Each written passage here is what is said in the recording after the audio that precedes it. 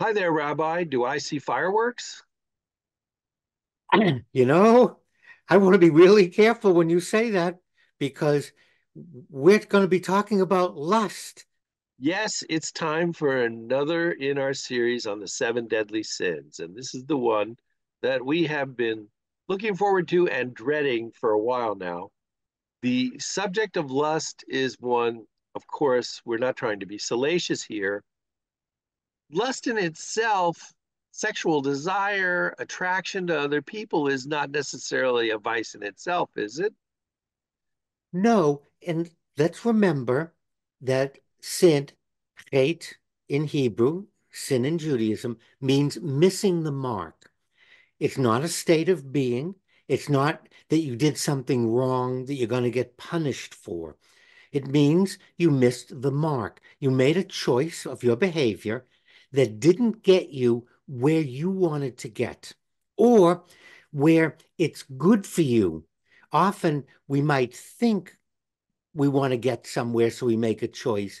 But one of the reasons why we have religion is to preempt, is to an attempt to stop us from making choices that will actually hurt us and miss the mark. And lust is one of those things that the body would want us to believe would be fun and good and healthy and we'll have a good time, et cetera, et cetera. In the end, we end up degrading ourselves, degrading someone else, and then we're not happy. We're miserable, we're sorry, and that's the whole purpose of you missed the mark. You chose a behavior, you followed through on satisfying the body, which isn't bad in and of itself, but we chose a way that didn't work. There's our key, Joe.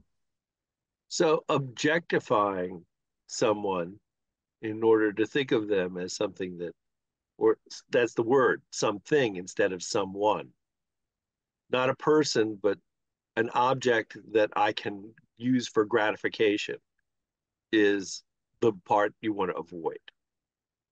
And this idea of lusting after, and we want to be careful because the way we've been taught and trained, a lot of people bring it up. It's any sex. It's not any sex. It's not about sex. It's about we have bodies, we're material. And some things are pleasing, some things are painful, and it's not always the best choice to satisfy the body. That would be missing the mark. You have to stop and say, what what's respectful? What's in God's image? What is my goal? Is my goal to think less of myself? Is my goal to respect myself? Is my goal to respect other people? And so, will this behavior get me to my goal? And the danger being we're dealing with something that can be pleasurable. And often we see many examples all around us in literature and entertainment, but in real life as well. Relationships where one person is having sex with the other person just to keep that person in the relationship, that they're saying to themselves, if I don't have sex with this person, they won't want to stay in the relationship. So I must do these things that I don't necessarily want to do. And that is, person is a victim of lust as opposed to two consenting individuals doing something that they both want to do for each other's benefit. And that's exactly what we want to stress, Joe, because in the past and too often, when lust is presented as a sin, it's sex or having sex. And we look at it and we go, no, we're human beings. Human beings are sexual. What we want to realize is we're missing the mark. We're not re developing a relationship. We're not sustaining a relationship. We're not respecting our partners. We're not respecting ourselves. So it's not this wholesale idea because there's nothing wrong with sex in and of itself.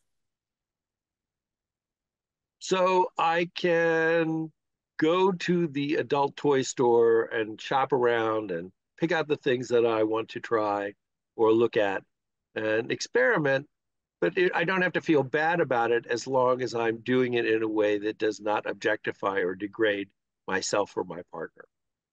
And you'd have to stop and say to yourself, what's your goal?